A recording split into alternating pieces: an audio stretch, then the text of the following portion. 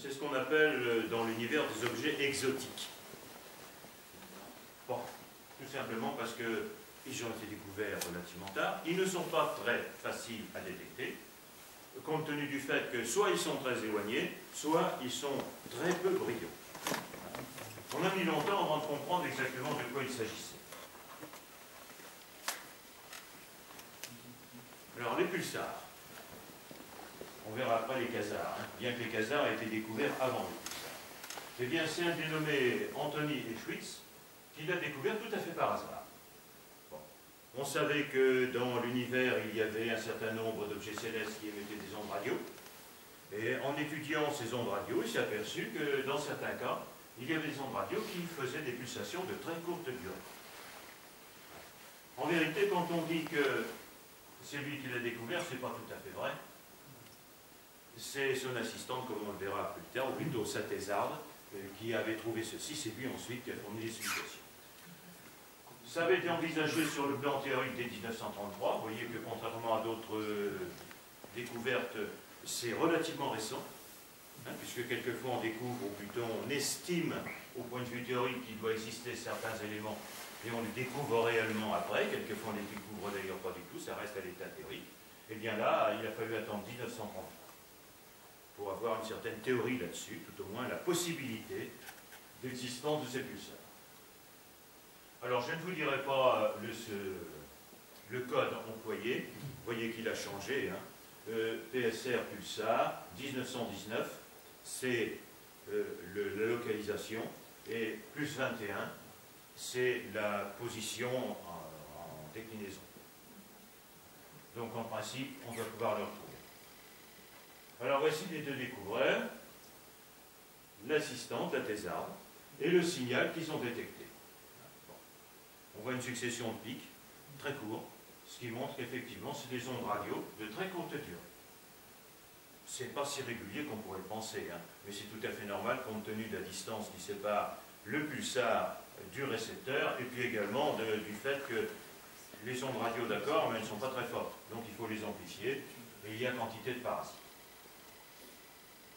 Alors le terme pulsar, c'est plus une star, ce sont des étoiles à neutrons qui résultent des restes de supernovas. Mais ce qu'on a vu tout de suite, c'est qu'il y a beaucoup plus de supernovas que de pulsars.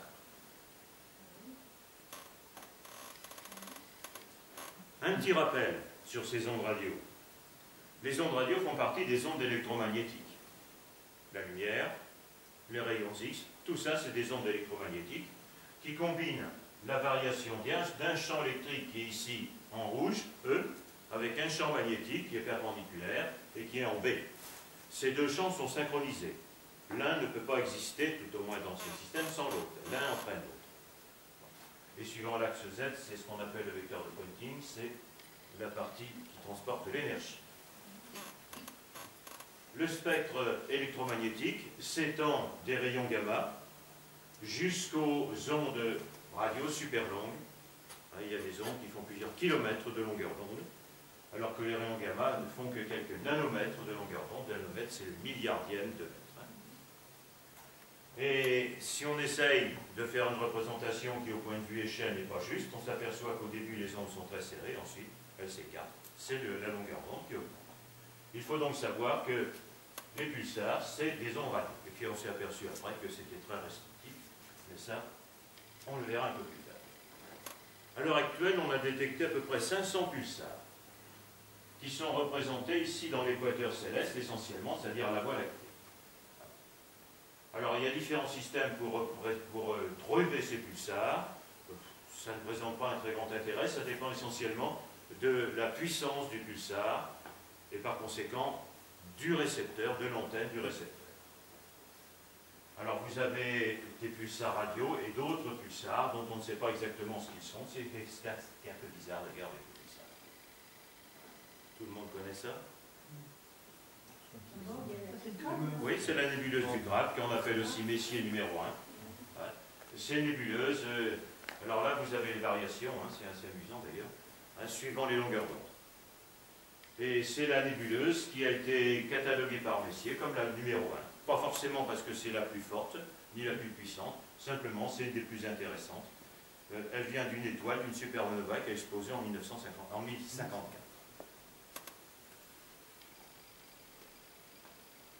Si on concentre nos appareils, quand je dis nos appareils, ce n'est pas les nôtres, hein, évidemment, mais les appareils des astronomes sur le centre de la nébuleuse du Cap, eh bien on obtient cette image que vous avez ici, qui peut être en différentes fausses couleurs d'ailleurs, ça dépend de la longueur d'onde. Et à chaque fois, on voit un petit point qui a l'air, effectivement, comme on peut le remarquer, d'avoir une certaine pulsation. Vous avez ici la partie qui est en dehors. En fin de compte, ce n'est pas une pulsation, simplement que lors de la supernova, la nébuleuse a expulsé pas mal de gaz et eau. Cette nébuleuse est donc avec une étoile à pulsar, une étoile à neutrons qui est située à l'intérieur. Alors quand une étoile meurt, il peut se passer en gros trois choses. Si l'étoile est relativement petite, un peu comme le Soleil, elle va éjecter beaucoup de matière, elle va grossir, éjecter beaucoup de matière, et puis ensuite se contracter, ça fera ce qu'on appelle une naine blanche. La naine blanche, c'est de la matière concentrée, très concentrée, avec une densité extrêmement importante. Si elle est plus grosse, l'explosion sera violente, l'expulsion de matière sera beaucoup plus importante, et on aura ce qu'on appelle une étoile à neutrons.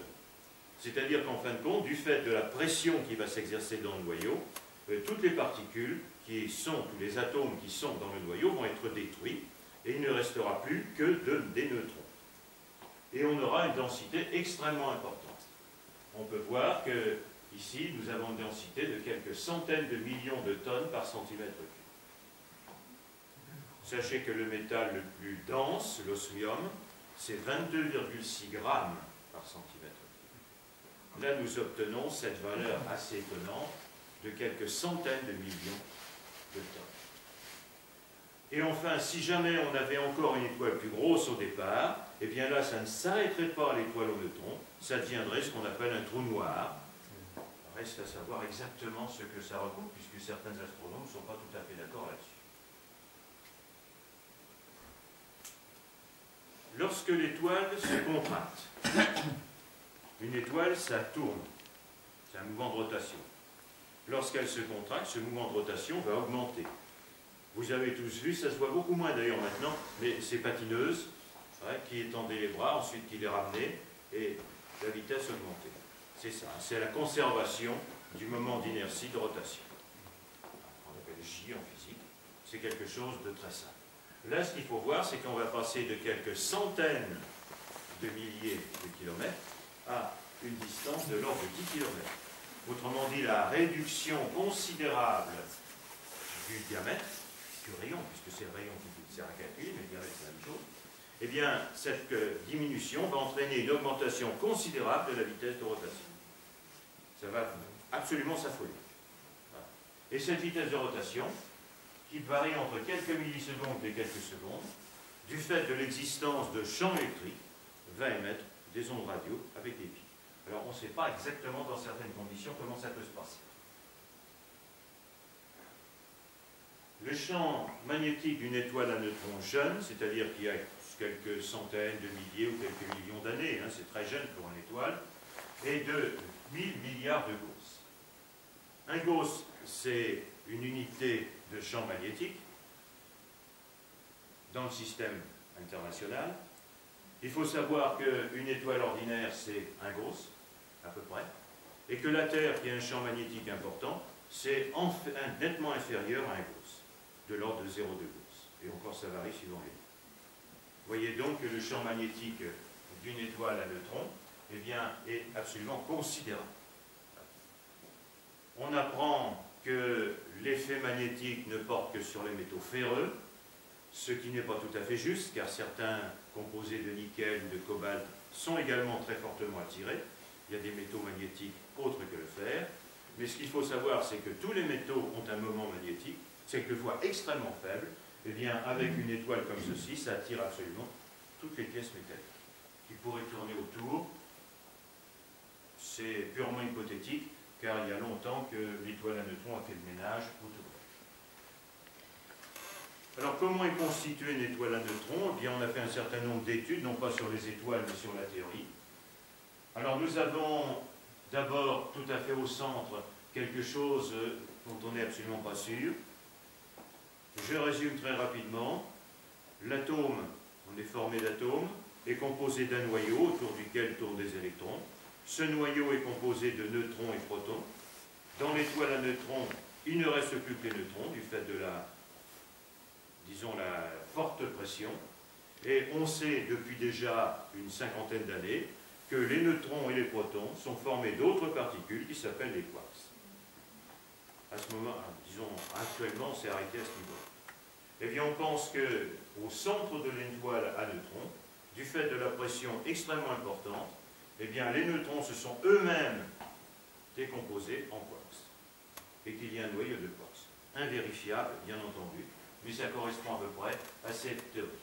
Ensuite, vous avez des neutrons avec quelques protons en superfluide. Il y a les électrons qui restent là, mais comme ce sont des particules beaucoup plus petites, ça ne gêne pas beaucoup. Après, vous avez des neutrons, protons, électrons, puis ensuite une croûte de fer. Cette croûte de fer qui recouvre l'étoile à neutrons a la particularité justement de justifier ce champ magnétique intense et d'autre part de justifier les émissions radio. Voilà ce qu'on suppose, hein, parce que c'est pas tout à fait garanti. Et surtout, on le verra tout à l'heure, ce n'est pas le cas de tous les pulsars. Il y a des pulsars qui échappent à ce dispositif. Vous avez en dessous l'épaisseur en kilomètres. Si vous faites le total, eh bien vous apercevez que vous avez exactement 11 km, c'est-à-dire, ça correspond à la fourchette de 10 à 20 km. En l'occurrence, 22 km ici, ça dépasse un peu, mais enfin, c'est pas bien grave. Alors, le pulsar est en rotation, et il émet, alors là, vous avez son champ magnétique qui est représenté en vert. C'est analogue au champ magnétique de la Terre, des milliards de fois plus fort, c'est tout. Hein. Et puis, vous avez ici le cône en bleu qui représente les émissions radio. Cette émission radio provient du fait du décalage entre l'axe de rotation qui est bien vertical ici du pulsar, très rapide, et l'axe du champ magnétique qui est un peu de travers. Si les deux axes étaient parfaitement symétriques, on aurait peut-être des émissions radio, mais dans toutes les directions.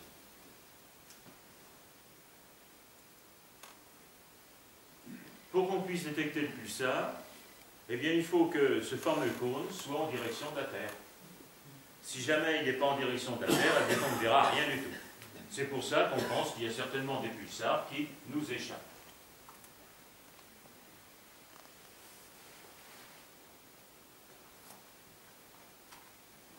Et on a plusieurs choses qui interviennent dans la réalisation, si l'on peut dire, de ce pulsar. Je vous en ai déjà parlé, c'est pour ça que je n'insisterai pas. Le premier stade, lorsque l'étoile est explosée, elle va s'effondrer. En s'effondrant, sa vitesse de rotation va augmenter considérablement. À ce moment-là, le champ magnétique, qui devient de plus en plus dense du fait de la concentration de la matière, se crée, plutôt s'étend. Et il y a en même temps un faisceau lumineux. Effectivement, on a pu remarquer que le pulsar, pas tous, émet, en plus de ses ondes radio, un peu de lumière. Au départ, on ne l'avait pas vu. Il a fallu très longtemps pour le détecter, et surtout des appareils extrêmement précis et puissants. Alors, il y a une petite animation. Là, vous avez le pulsar qui tourne, et on peut s'apercevoir que lorsque le faisceau arrive bien axé, eh bien, on a cette espèce de pic. Là, vous voyez en dessous. Hop. Et c'est non pas la variation du faisceau proprement dite, mais la variation de sa position qui fait le pic.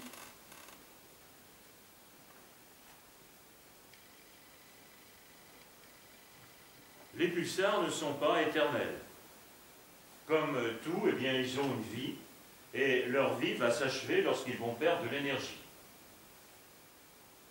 Du fait du départ beaucoup plus important de l'étoile, eh bien, cette énergie dissipée est bien plus importante que celle du Soleil. 100 000 fois plus que notre Soleil. Et en perdant de l'énergie, c'est comme n'importe quelle roue qui tourne, eh bien, ça finit par s'arrêter, c'est-à-dire que la rotation diminue. Le pulsar du crabe tourne avec une période de 33,73 millisecondes. Vous voyez à quelle vitesse il peut tourner. Un truc de 20 km de diamètre qui fait un tour complet en 33 millisecondes. C'est colossal. La dérive est voisine de millionnaires de secondes par an. Ça correspond à la perte d'énergie du pulsar. comme c'est le cas de certaines étoiles, le pulsar peut reprendre de l'énergie, surtout s'il est accompagné de quelques autres étoiles. Et surtout si cette étoile a beaucoup de matière, telle qu'une étoile, une naine blanche par exemple. Il va pomper cette matière et il va se retrouver accéléré. On appelle ça ressuscité. Alors vous avez ici, là, toujours, vous pouvez le remarquer, l'étoile à neutrons, et vous avez ici les différentes images d'une étoile à neutrons qui est à côté d'une naine blanche. On a représenté ces deux étoiles. Dans certains cas, vous pouvez voir qu'il y a deux points, donc les deux étoiles, et après il y en a une qui disparaît lorsqu'elle passe derrière. Il y a une certaine périodicité. Bon, je n'ai pas trouvé exactement les coordonnées de ceci, mais je pense que ça doit se faire assez vite. Ce sera intéressant de savoir la période de cette variation. Alors, d'où vient ce rayonnement? La façon la plus simple de comprendre ce rayonnement, c'est de considérer que les particules chargées sont arrachées aux calottes polaires, c'est-à-dire aux endroits où elles peuvent s'échapper. C'est déjà un peu le cas sur Terre, puisque avec ces calottes polaires, on peut avoir, non pas nous, une éjection, mais une captation des particules solaires. Ça fait les fameuses aurores boréales. Elles suivent, en quelque sorte, lorsque le vent solaire arrive sur Terre, ça suit les lignes et ça va au pôle, aussi bien au pôle sud qu'au pôle nord. Ça peut, lorsqu'il y a des orages spectaculaires du soleil, ça peut descendre fort bas, d'ailleurs, jusqu'au nord de la France. C'est arrivé et ça perturbe pas mal de phénomènes électromagnétiques, les ondes radio, etc. C'est d'un système que l'on connaît bien, c'est le rayonnement qu'on appelle le rayonnement synchroton. Ça a été découvert lorsqu'on a fabriqué les premiers accélérateurs de particules. Il y a plusieurs types d'accélérateurs de particules. Il y en a un qui s'appelle le synchroton d'ailleurs, où les particules tournent dans une bobine relativement courte. On en a fait beaucoup plus grand même. On a découvert beaucoup de supernovas, plus exactement de restes de supernovas, mais même si on estime qu'il y en a qu'on ne peut pas voir du fait que le faisceau n'est pas aligné avec la Terre, eh bien on pense qu'il y a quand même relativement peu de pulsars par rapport à ce nombre de supernovas.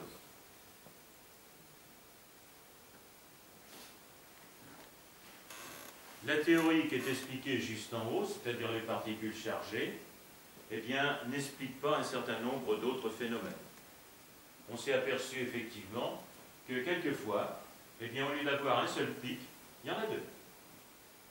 Et ça, on ne sait pas pourquoi. C'est comme s'il y aurait deux faisceaux qui seraient un peu décalés l'un par rapport à l'autre. Ben, bon. De moindre densité.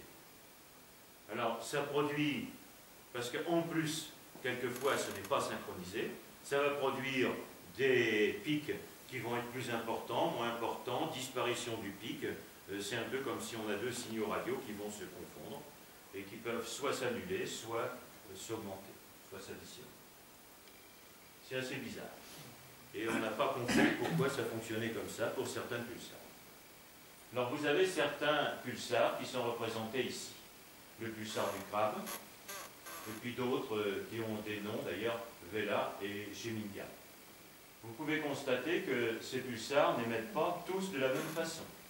Regardez par exemple Geminga, il n'y a pas d'onde radio, il n'y a pas de lumière optique, aucune lumière visible. Par contre, vous avez des émissions en rayon X et des émissions en rayon gamma. Et seulement là. Si vous regardez celui qui est deuxième, le PSR 1500, je ne sais plus combien, eh bien vous pouvez voir qu'il n'y a rien en optique. Par contre, il y a une émission en rayon X qui est assez particulière, un seul pic. Vous pouvez constater que pour le pulsar du crabe, il y a deux pics. C'est d'ailleurs celui qu'on avait tout à l'heure, où il y avait les deux points. Voilà. Donc lui, il est assez particulier là-dessus.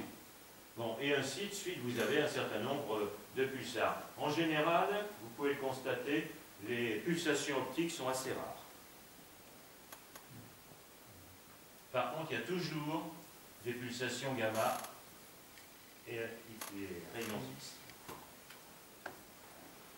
Bon, là, le pulsar que vous avez ici, a été considérablement ralenti. Et en même temps, on a amplifié la lumière, on l'a transformé en lumière visible de façon à le voir.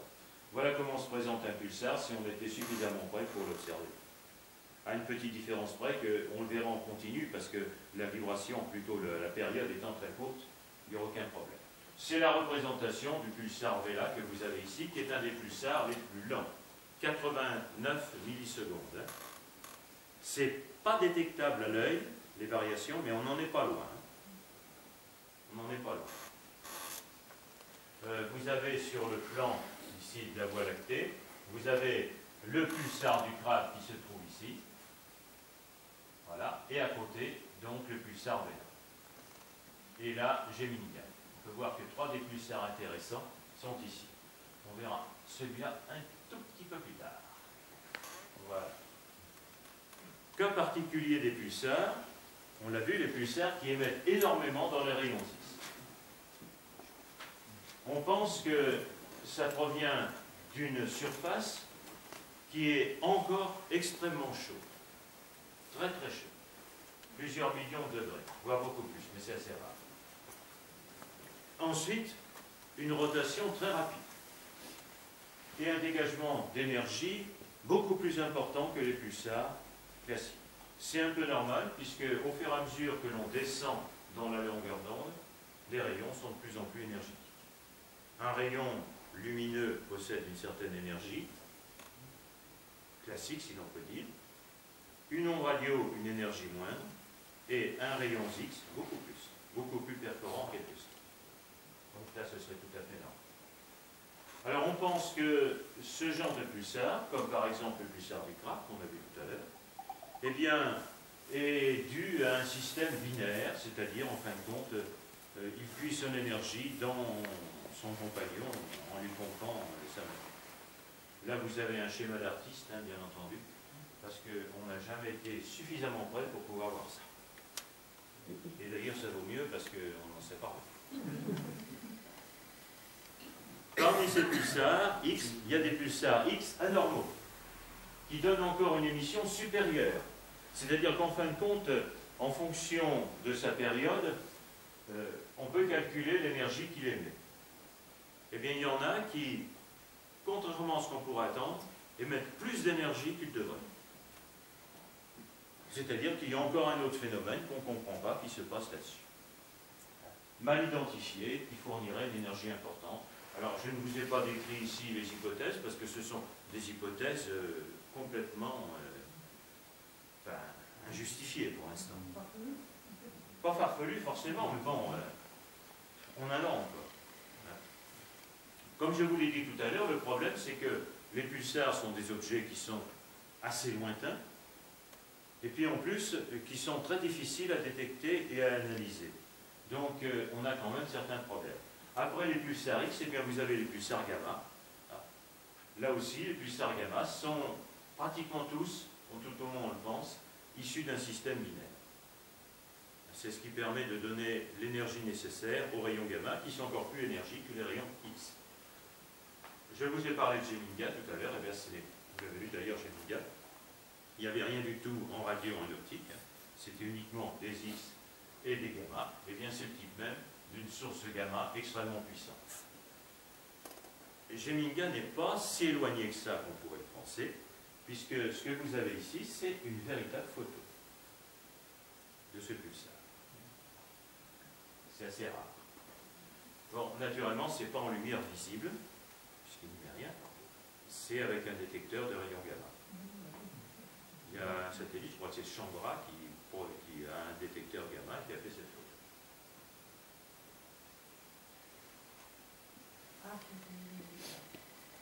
Autre pulsar particulier, on a parlé des étoiles magnétiques tout à l'heure, et bien les étoiles qui s'appellent des magnétaires. Cette fois-ci, le champ est encore plus élevé. On a parlé de quelques millions de Gauss, ou centaines de millions de Gauss.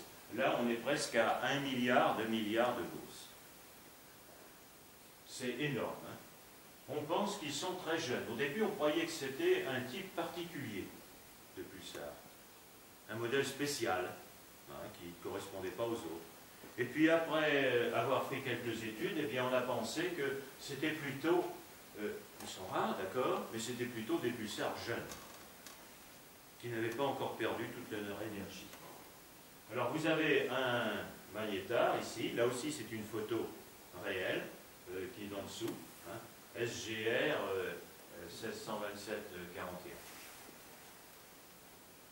Je vous ai reproduit ici le dessin que l'on a vu tout à l'heure en simplifiant, hein, de l'étoile à neutrons, qui n'est pas forcément un pulsar, mais c'est une étoile à neutrons.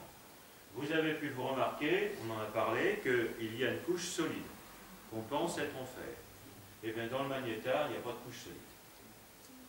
Ce qui donne à penser qu'elle n'a pas eu le temps de se former. Et par conséquent qu'elle est plus jeune. Voilà. C'est une hypothèse. Et nous avons des courants de convection dans cette couche supérieure. Pour ceux qui ont déjà vu les schémas du Soleil, eh bien dans le Soleil, il y a des courants de convection comme ceci. Donc on peut effectivement croire que le magnétar est un état intermédiaire entre une étoile qui a explosé, qui s'est condensée, mais qui n'est pas encore transformée en étoile à neutrons classique. C'est pour ça que j'ai retenu quand même cette hypothèse, qui n'est pas encore bien tout à fait établie. Hein. Moi, me paraissait raisonnable. Bon, elle avait de bons fondements. Voilà ce que serait donc un magnétar. Et puis tout à fait également dans ce bestiaire, il faut voir que les pulsars, c'est quelque chose de très varié. Hein. Eh bien, vous avez les pulsars millisecondes. Les pulsars millisecondes, on pense au contraire que ce sont des pulsars très âgés. Leur champ magnétique s'est effondré. Vous voyez, à côté 10 puissance 15 tout à l'heure, 10 puissance 8, il y a 7 zéros en moins. 7 zéros en moins, c'est 10 millions. Plus faible. Hein, c'est considérable. Bon. Une vitesse de rotation très élevée, ce qui serait un peu bizarre compte tenu du fait que quand un pulsar vieillit, il ralentit. Enfin, le champ magnétique diminue, on peut penser qu'il vieillit. Il ralentit, il vieillit, là, il accélérerait. Bon. Il y a des trucs qui sont assez fluctuants. Hein. Alors, ils ont des justifications, mais bon, la logique, quelquefois, peut paraître bizarre. Eh bien, elles sont souvent en orbite autour d'un compagnon, étoile ou naine blanche. On pense que c'est ce compagnon qui leur a donné un coup d'accélérateur. Ça n'a pas pu changer le champ magnétique, parce que le champ magnétique dépend d'un certain nombre d'autres phénomènes, mais ça lui permet de tourner plus vite. Voilà. Et en même temps, eh bien, ils vont donner quand même pas mal d'énergie. En quelque sorte, c'est la résurrection que l'on a vue tout à l'heure, hein, qui s'applique en particulier aux pulsars millisecondes.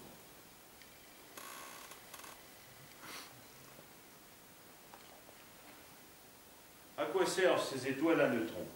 Eh bien, on leur a trouvé un rôle très particulier.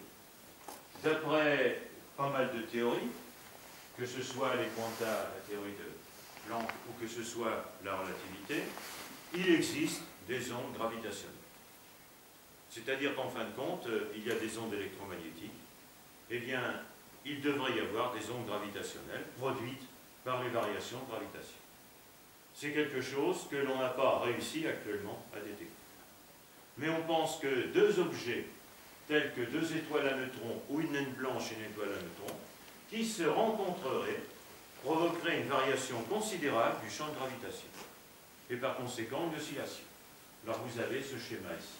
Après ça disparaît, on s'en fiche. Et ça ferait ce phénomène-là. Alors on a prévu une quantité d'expériences pour essayer de les détecter. Il y en a une qui a fait grand bruit il y a quelques mois, ou quelques semaines, je ne sais plus au juste. Celle-là, c'est celle-ci.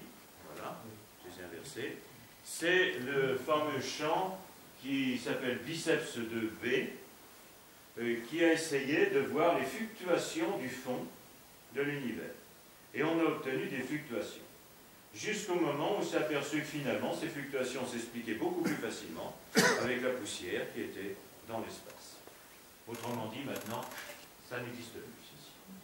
C'est le type même de choses que je déplore. Dès qu'on découvre quelque chose, on se précipite et puis on le diffuse à tout le monde, de peur sans doute que quelqu'un nous blouse au dernier moment.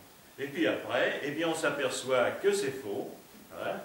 Il y a des gens qui vont conserver cette idée-là, que les champs gravitationnels ont été découverts par cette fameuse observation Biceps 2. Il y en avait un avant qui n'avait rien donné. Mais malheureusement, eh bien, on s'est aperçu que ce n'était pas du tout ça. Ce n'était pas des ondes gravitationnelles, et c'était surtout pas les ondes gravitationnelles qui ont été, parce qu'il y avait la suite là-dessus, données au moment ou juste après le Big Bang. Alors par contre, il y a des savants qui, avec une preuve indirecte, ont quand même, alors il y a tout un tas de dispositifs pour trouver les preuves. Ça c'était une preuve directe, si ça avait été vrai, on avait directement les ondes gravitationnelles. Vous voyez, les vecteurs qui changent de sens, ça montre qu'il y avait des variations. Mais malheureusement ce n'était pas ça. Par contre, il y a tout un tas de preuves en disant que si on a observé ceci, ça veut dire cela. Bon. Et pour l'instant, eh bien, on attend quand même une preuve directe de l'existence de ces ondes gravitationnelles qui, d'après la théorie, existent. Alors on attend que dans le coin, eh bien, il y ait une fusion de deux pulsars ou de deux étoiles à neutrons, par exemple. Là, ça permettrait peut-être de détecter ces ondes gravitationnelles. Dans la théorie, c'est la seule chose qu'on ne connaît pas. Ça marche à peu près partout, mais pas. Les quasars. Alors qu'ils ont été découverts avant les pulsars, je les ai placés dans cet exposé après. On verra pourquoi à la fin d'ailleurs. Les premiers quasars ont été découverts par le radiotélescope vers la fin des années 1950. Ils furent considérés comme des sources radio sans objet visible. Pour une très bonne raison, c'est qu'ils sont tellement éloignés qu'on n'était pas capable de capter l'objet visible. Il a fallu attendre un certain temps. Il a fallu attendre 1962, c'est-à-dire en fin de compte une douzaine d'années, pour, avec un télescope, un radiotélescope assez puissant, identifier de façon assez précise la position de cet objet. En fin de compte, le problème des radiotélescopes, c'est qu'ils ne donnent pas une position précise. Ça détecte une surface assez importante. Et dans cette surface, il y a au bas mot des centaines d'objets lumineux. Savoir si cet objet lumineux est un quasar, c'est-à-dire envoie des ondes radio ou si c'est une autre, c'est impossible. Donc on a pensé au début qu'il n'y avait pas d'objet visible. Et puis après, bon, en cherchant bien, et avec un appareil beaucoup plus précis, on a fini par localiser le point de l'espace où ces ondes radio étaient émises. Et cette fois-ci, on a pu braquer un télescope extrêmement puissant et on a pu trouver ce point lumineux. C'est ce qui a énormément surpris, c'est la taille de ce point lumineux. Alors vous avez ici la photographie réelle d'un quasar. Ce n'est pas une image obtenue. Et vous voyez que c'est le télescope de 5 mètres du Mont Palomar, qui à l'époque, c'est-à-dire en 1962, était encore le plus grand du monde, qui a permis d'obtenir cette image. Bon. On l'a vu, mais la photographie était beaucoup moins bonne que ça. Ça a été prise beaucoup plus loin. Et alors, ce qui a été étonnant beaucoup plus, c'est qu'on s'est aperçu que le décalage vers le rouge était considérable. Le décalage vers le rouge, le redshift, permet à la fois de mesurer la vitesse d'éloignement, mais aussi de savoir à quelle distance se trouve l'objet par rapport à nous. Et avec cette valeur de 47 000 km par seconde d'éloignement, ça le plaçait très nettement au-delà des domaines des galaxies que l'on connaissait. C'était vraiment en bordure, bien que le terme bordure soit complètement faux au point de vue de l'univers, était en bordure de l'univers visible. Et pourtant, on le voyait.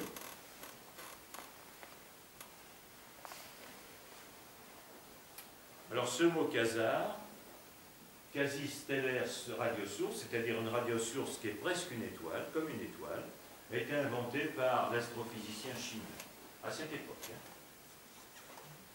Bon, maintenant on l'a changé, on appelle ça QSO, objet quasi-stellaire. On a supprimé le terme de radiosource. Car après on s'est aperçu qu'il y en avait qui émettaient beaucoup moins de radio que ça.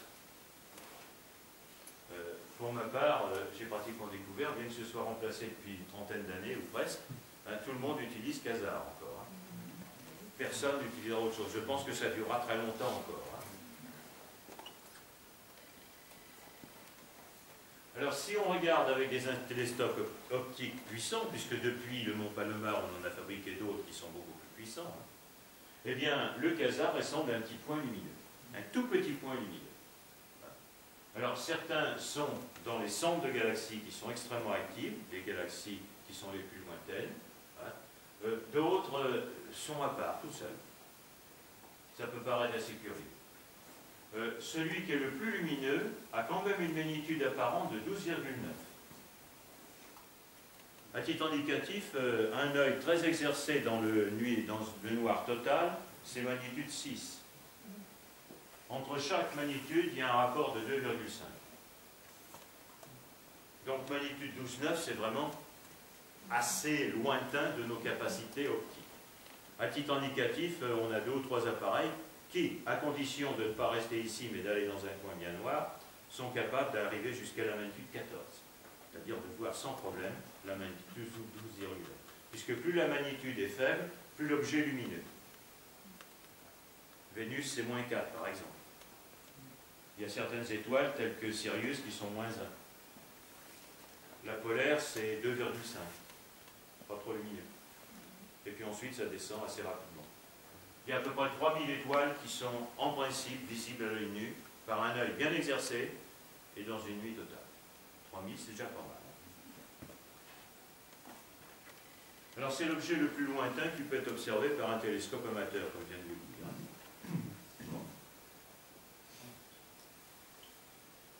Par contre, celui-là, on ne risque pas d'observer, hein, le quasar Ulas, 12,9 milliards d'années, pratiquement peu de temps après le Big Bang. Alors, vous avez ces données ici. Et puis, vous avez ce qu'on obtient. Alors, je pense que vous le voyez, parce qu'il était peinturluré en rouge. Il se trouve ici. Photo réelle, là aussi. Hein. Mais on ne voit rien du tout. Il faut bien reconnaître.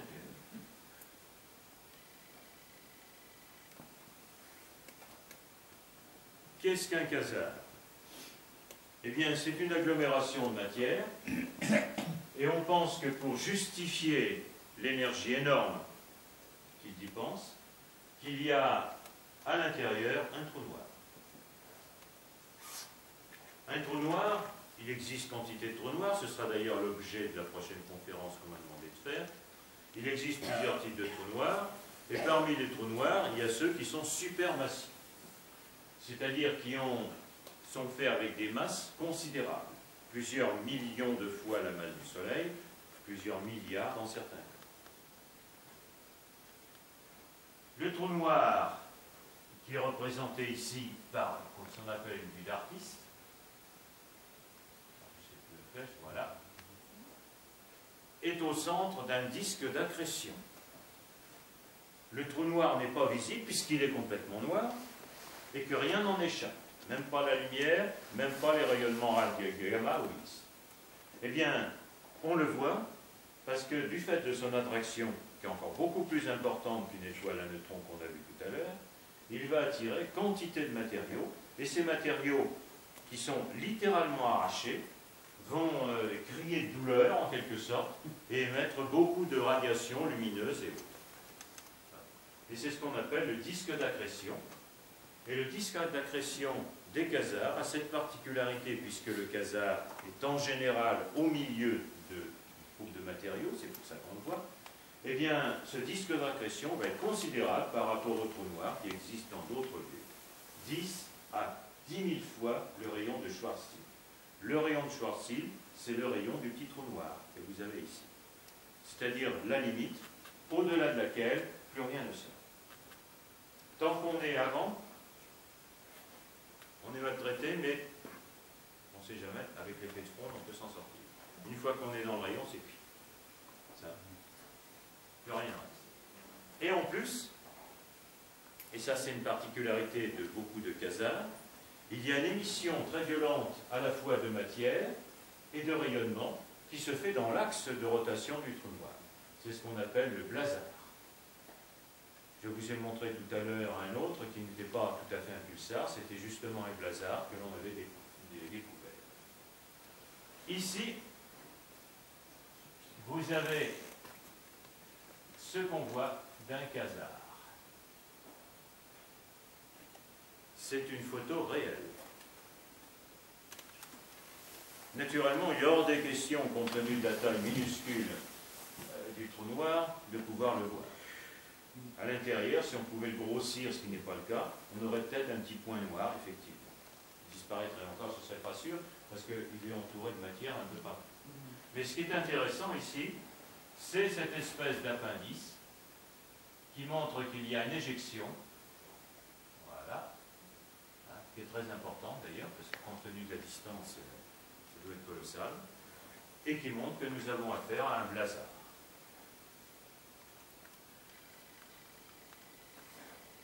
Vous vous souvenez tout à l'heure qu'il y avait 500 à peu près pulsars.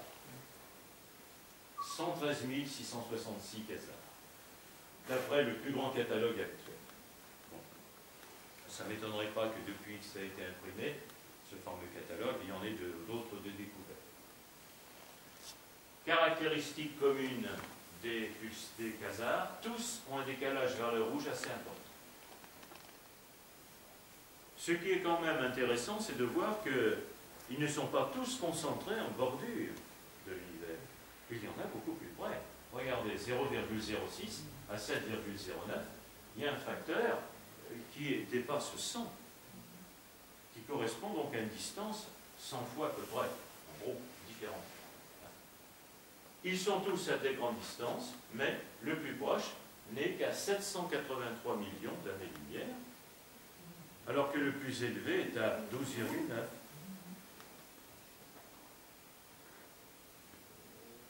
Vous avez ici un certain nombre de galaxies qui comportent un quasar, irrégulière, etc. Le quasar est bien représenté pour certaines de ces galaxies lorsqu'il y a en particulier une collision. Lorsque la galaxie est importante, tout au moins pendant une certaine époque, on voyait difficilement le quasar. Il était noyé dans la masse des étoiles. Mais lorsque deux galaxies se percutent, le quasar devient plus évident, plus facile à détecter. Bon, on ne peut pas attendre que des galaxies se percutent. Par contre, on a des exemples où elles se percutent. Ça dure généralement plusieurs dizaines de millions d'années, la percussion de galaxies. C'est pas comme un accident de voiture. Hein.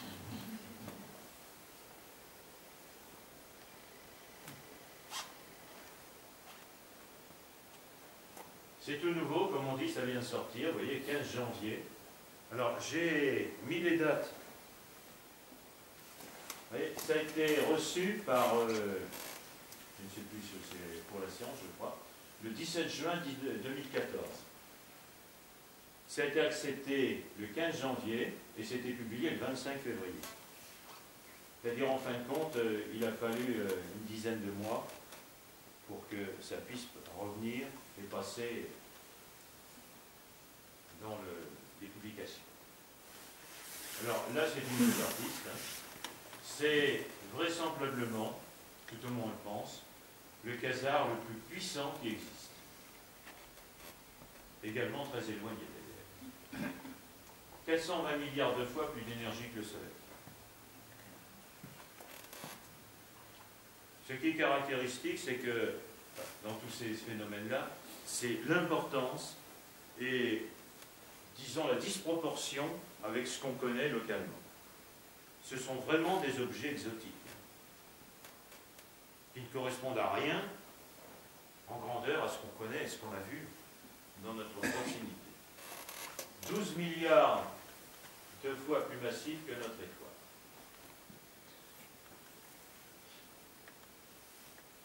Avec un redshift de 6,30, c'est un des quasars les plus éloignés. Seuls 40 quasars ont un redshift qui dépasse 6. Il ne serait pas tout à fait le plus éloigné, puisque tout à l'heure vous avez vu le plus éloigné qui est à 12,9. Mais il n'en est pas là. Il se serait donc formé à peu près 900 millions d'années après le Big Bang.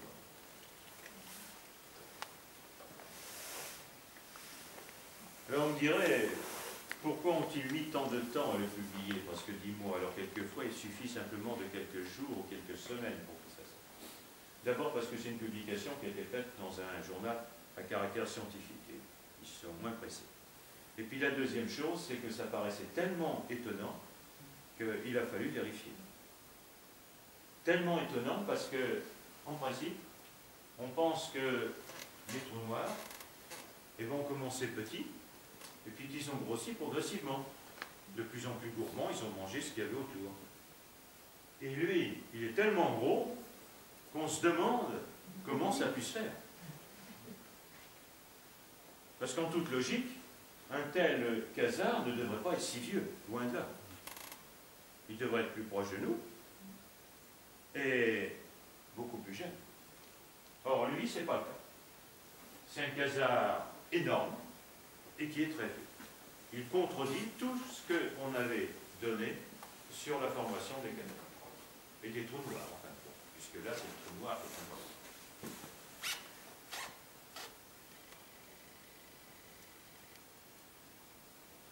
Alors, il y a plusieurs caractéristiques qui nous permettent de classer les quasars. La dimension. Bon. Les dimensions peuvent être très variables. C'est pour ça que je n'ai rien marqué, c'est simplement pour vous rappeler un certain nombre de points. Sa luminosité. La luminosité dans le visible.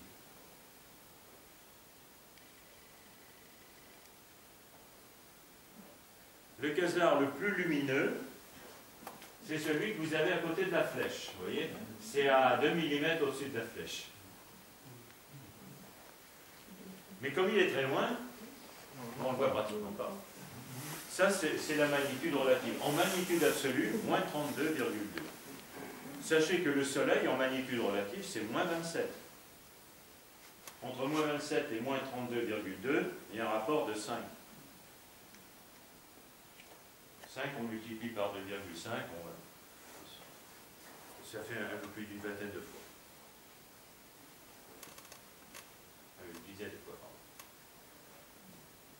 Ça montre qu'il est extrêmement lumineux.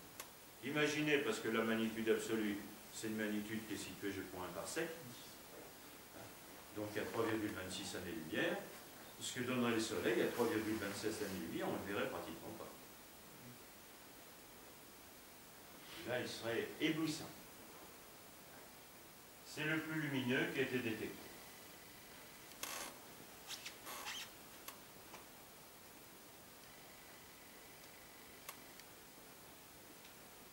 Alors, vous avez ici la position de ce quasar.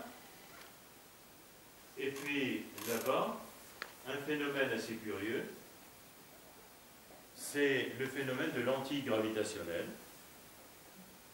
Vous avez, alors je vais vous expliquer en 2 mots, vous avez ici une galaxie, là vous avez le quasar, les rayons lumineux sont courbés par cette galaxie, le point d'observation, si bien que le quasar est dédoublé. On voit 2 images que vous avez ici dans cette représentation, les 2 images du quasar et cette galaxie. Voilà. C'est pour ça qu'on voit ça. Ça, c'est ce point lorsqu'il est grossi.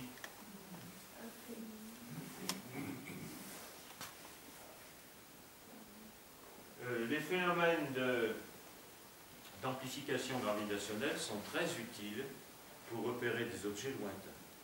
Ce sont des véritables loupes pour grossir les objets et capter beaucoup plus de lumière.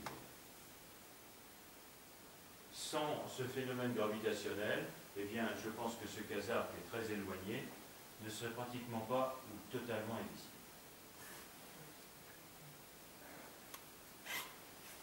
Contrairement à ce qu'on connaît, le rayonnement des quasars n'est pas dû à de la chaleur. Ce n'est pas un rayonnement thermique.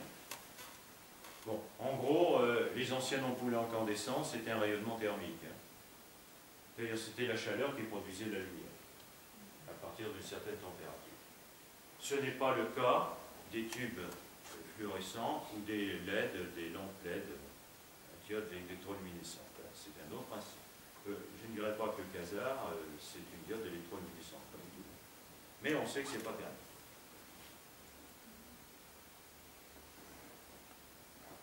Le fait d'avoir découvert ce quasar énorme a posé une question fondamentale. On pensait que le quasar mangeait sa galaxie. C'est pour ça qu'il grossissait. Mais comme on les voit au départ, alors qu'il n'y a pas encore de galaxie, ben est-ce que par hasard, ce ne serait pas le contraire? C'est-à-dire, est-ce que le quasar ne créerait pas sa galaxie? Ça changerait absolument tout.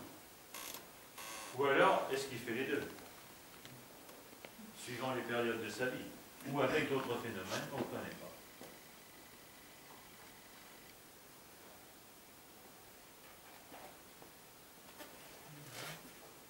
Les galaxies se regroupent en filaments. Ça, on le sait depuis un certain temps. Ces filaments sont représentés ici en bleu. Vous avez différentes galaxies sur un espace de plusieurs milliards d'années-lumière, fait une très grosse partie d'une petite proportion de l'univers.